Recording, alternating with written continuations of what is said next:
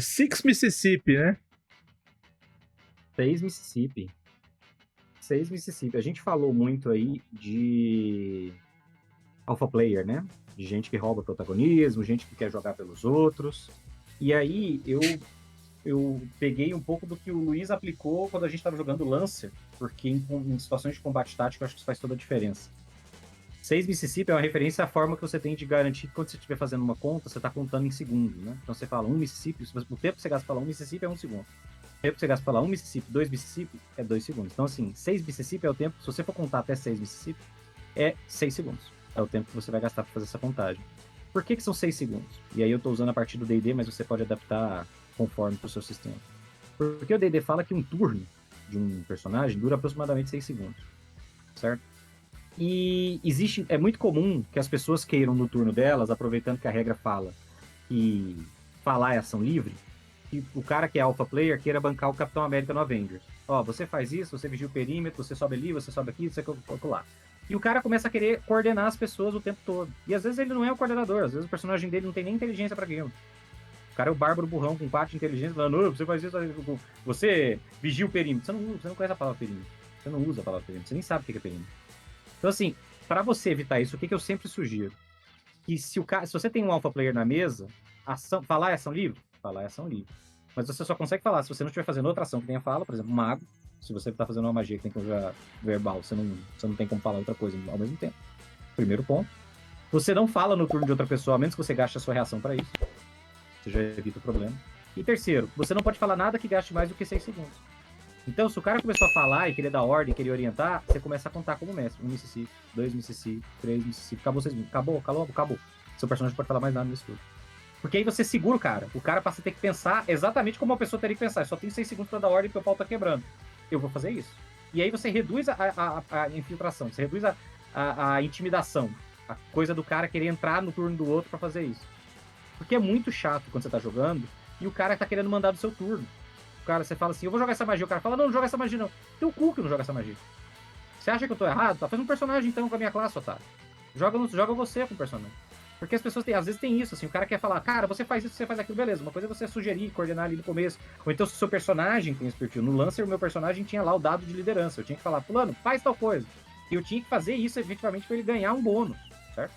Se o seu personagem tem isso, é uma coisa. O problema é quando o seu personagem não tem isso e você tá querendo fazer isso como jogador. Então, assim, pra dar uma seguradinha, 6 segundos. Você quer falar, você quer dar ordem, você quer recomendar, você quer fazer qualquer coisa, você pode falar durante 6 segundos. Acabou esse tempo, seu personagem não pode falar mais nada nesse combate.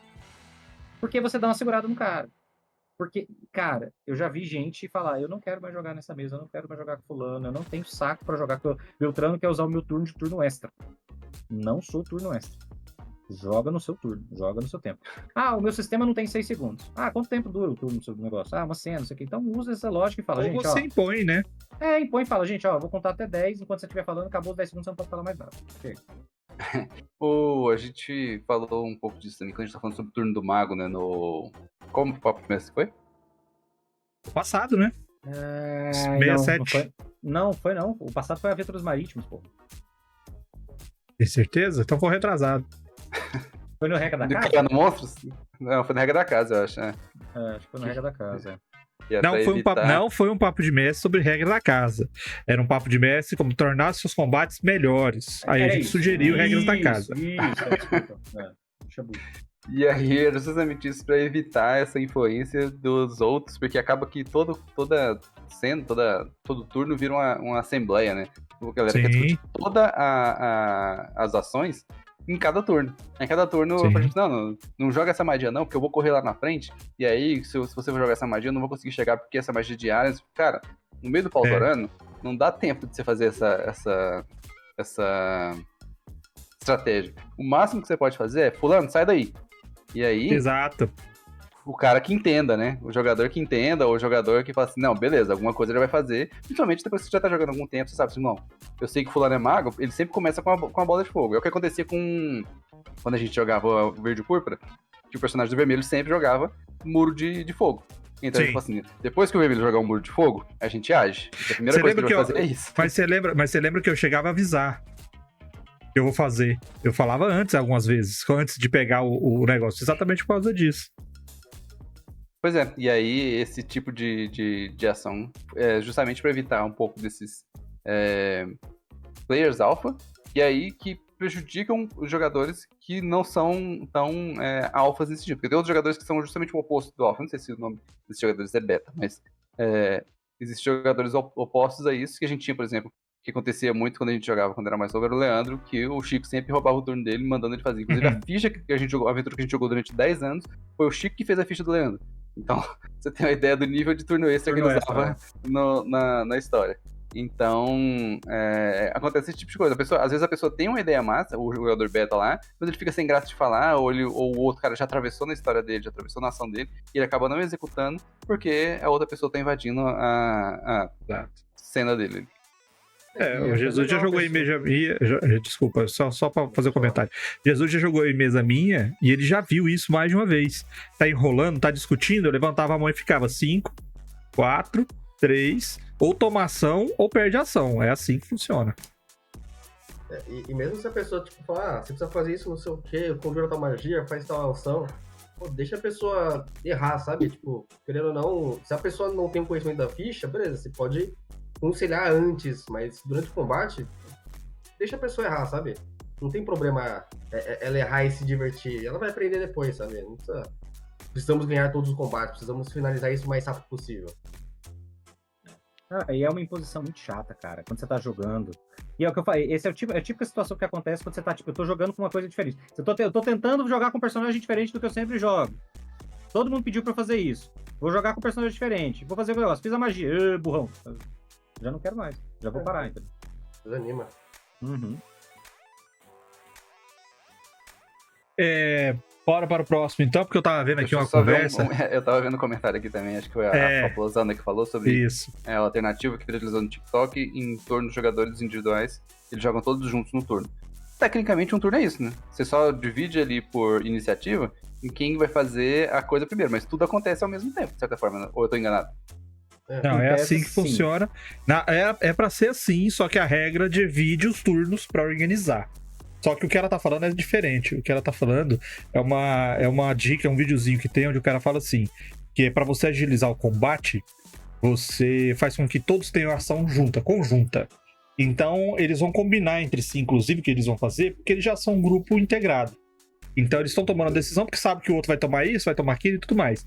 Então eles tomam juntos, aí depois é todos os inimigos juntos. Que você agiliza o combate. Você decide fazer... junto, mas ela acontece na ordem de iniciativa.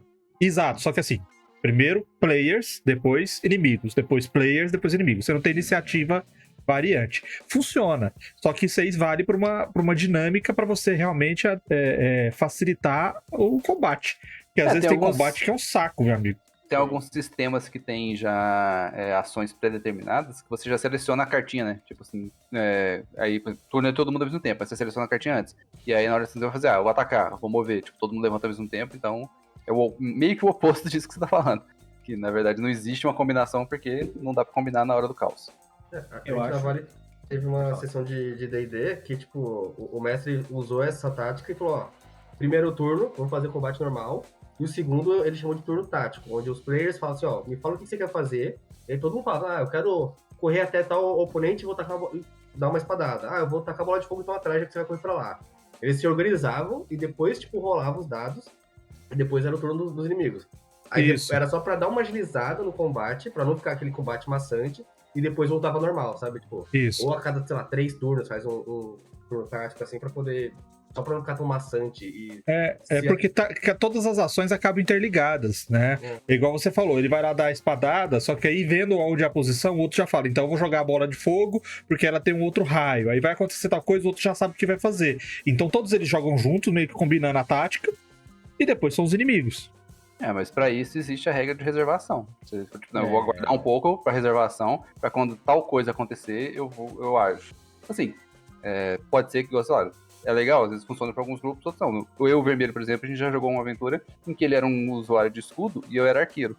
E toda vez eu falava, fulano, ele colocava o escudo na posição para poder atirar no escudo e ricochetear no lugar certo. Então a gente já tinha uma sinergia dos personagens em relação a isso. Que é uma coisa que deve se desenvolver à medida que você vai jogando. Talvez não aconteça na primeira aventura, em no one shot, mas à medida que a aventura é uma campanha adiante, você vai desenvolvendo esses combinhos que não são combos de ficha, combos de ação.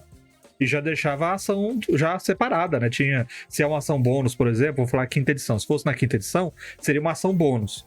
Aí eu não usava a ação bônus. Por quê? Eu deixava reservada porque eu sabia que o arqueiro vai pedir.